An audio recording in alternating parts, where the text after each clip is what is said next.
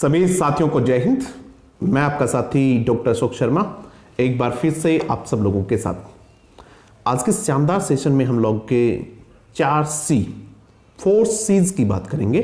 ये 4C किसी भी एग्जाम को पास करने की कोर नीड्स हैं, महत्वपूर्ण आवश्यकताएं हैं। चाहे आप एग्जाम फर्स्ट ग्रेड की दे रहे हो, चाहे एग्जाम सेकंड ग्रेड की दे रहे हो, फर्स्ट ग्रेड सेकंड ग्रेड में किसी भी सब्जेक्ट के लिए आप अपने आप को प्रिपेयर कर रहे हो, ये 4C आपको बहुत काम आएंगी।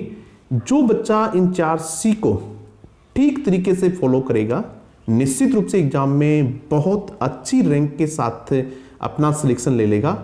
कौन सी हो 4C देखते हैं। सबसे पहली बात, कंटेंट।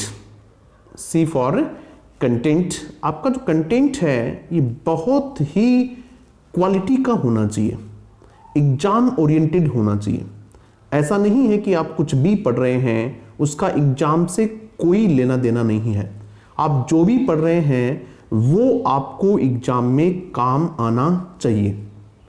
आप जब भी अपने कंटेंट का सिलेक्शन करते हैं, जब भी आप अपने मटेरियल का सिलेक्शन करते हैं, आपको क्या पढ़ना है, उस समय आपको ये ध्यान रखना जरूरी है कि आपका कंटेंट एग्जाम ओरिएंटेड होना चाहिए। आप जो पढ़ रहे हैं एग्जाम में वहां से क्वेश्चंस आने चाहिए, पहली बात। तो आप बहुत सावधान रहेंगे अपना कंटेंट सेलेक्ट करते समय। ऐसा नहीं है कि आपने बहुत मेहनत भी की और उसके बाद एग्जाम में गए तब उस कंटेंट से आपके क्वेश्चंस नहीं आए तो बड़ी असुविधा में फंस जाएंगे आप। दूसरा, कंसिस्टेंसी। आपको कंसिस्टेंट रहना है। कंसिस्टेंसी इज की टू सक्सेस। हो सकता है कि अभी आपकी तैयारी बहुत अच्छी नहीं है, आपकी सब्जेक्ट पे शानदार पकड़ भी नहीं है, आप अपने आप को अच्छी स्थिति में नहीं भी पा रहे हैं, तब भी आपको एक चीज है जो बाकी लोगों से बहुत आगे ले जा सकती है और वो है आपकी कंसिस्टेंसी। आपको कंसिस्टेंट रहना है, रोजाना तैयारी करनी है आपको। ऐसा नहीं है कि आप सप्ताह में 1 दिन पढ़ रहे हैं, 2 दिन पढ़ रहे हैं, 2 दिन पूरे दिन ही पढ़ रहे हैं, उसके बाद आपको पता ही नहीं कब पढ़ेंगे आप। एक बार आपने चैप्टर शुरू किया, उसका 1 पॉइंट पढ़ लिया, दूसरा पॉइंट पता नहीं कब पढ़ रहे हो। अब जब दोबारा शुरू करोगे तब वो 1 पॉइंट भी आपको वापस से पढ़ना पड़ेगा। एक चीज और देखिएगा, जब आप तैयारी कर रहे होते हैं और आप बीच में तैयारी छोड़ देते हैं तो इस प्रकार से एक सर्कल बनता है। जितनी आप छोड़ के, मानो आपने 2 दिन तैयारी छोड़ दी, आपको वापस अपनी पढ़ाई पर आने के लिए 5 दिन की आवश्यकता होगी और जो पहले आपने पढ़ा था अब उसका कोई मतलब नहीं रह गया। इसलिए आप पढ़ाई से अपने आप को डिस्कनेक्ट बिल्कुल नहीं करें। यदि आपने 2 दिन की पढ़ाई नहीं की है तो वापस उसी लाइन पे आने के लिए आपको 5 दिन की आवश्यकता होगी।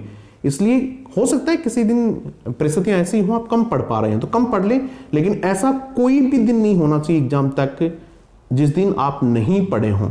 घंटे, 2 घंटे, 3 घंटे, हो सकता है आप 8 घंटे पढ़ रहे हो और एक दिन ऐसा आया जिस दिन आपकी परिस्थितियां ठीक नहीं है तो आप 2 घंटे पढ़ लें। पढ़ें जरूर, छोड़े नहीं आप किसी भी चीज को। तीसरी चीज जो आपकी है वो कौन सी है? पहली कौन सी थी? कंटेंट। दूसरा कौन सा है आपका? कंसिस्टेंसी। तीसरा है आपका कंसेप्ट। आप रट्टेबाजी नहीं करें।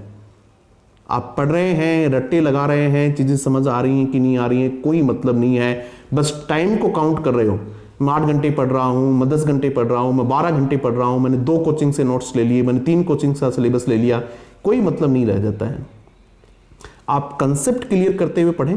जिस प्रकार से इंग्लिश की बात मैं कर रहा हूं, हम लोग इंग्लिश ग्रेड 1 और 2 का बैच चलाते हैं, तो वहां आपको रूल, एक छोटा सा नियम होता है, उस नियम के साथ आपको अच्छी खासी प्रैक्टिस करनी होती है, तब जाके आपको कॉन्सेप्ट क्लियर होता है। एग्जाम में आपको जो कि तो सेंटेंस नहीं मिलेगा, आपका कंसेप्ट क्लियर हो गया तो आप उसको अप्लाई कर पाएंगे। तो ये बहुत जरूरी, आपके किसी भी सब्जेक्ट के आपके हों, आपका कंसेप्ट बहुत अच्छे से क्लियर होना चाहिए। कोशिश करें कि आप चीजों को समझें, कंसेप्ट क्लियर करें। और उसके बाद last but not the least, बहुत इंपॉर्टेंट पॉइंट है ये भी, वो है आपका कॉन्फिडेंस, कॉमन सेंस।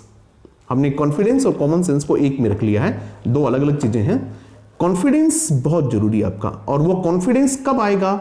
जब आपके पास कंटेंट अच्छा होगा, जब आप कंसिस्टेंट रहेंगे, जब आपका कॉन्सेप्ट क्लियर होगा, तब जाके आपके पास कॉन्फिडेंस आएगा और वो एग्जाम हॉल में आपकी बहुत हेल्प करेगा।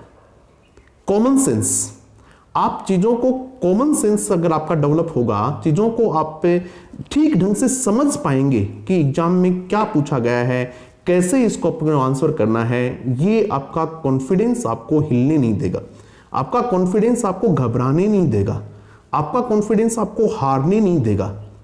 कॉन्फिडेंस आपका बहुत मजबूत होना चाहिए। जिस आदमी का जिस लेवल का कॉन्फिडेंस होता है, जिस लेवल का एटीट्यूड होता है उसका, आप अभी से अपना कॉन्फिडेंस ये बना के चलें कि निश्चित रूप से मैं एग्जाम पास कर ही जाऊंगा, ये आपका एटीट्यूड होना चाहिए।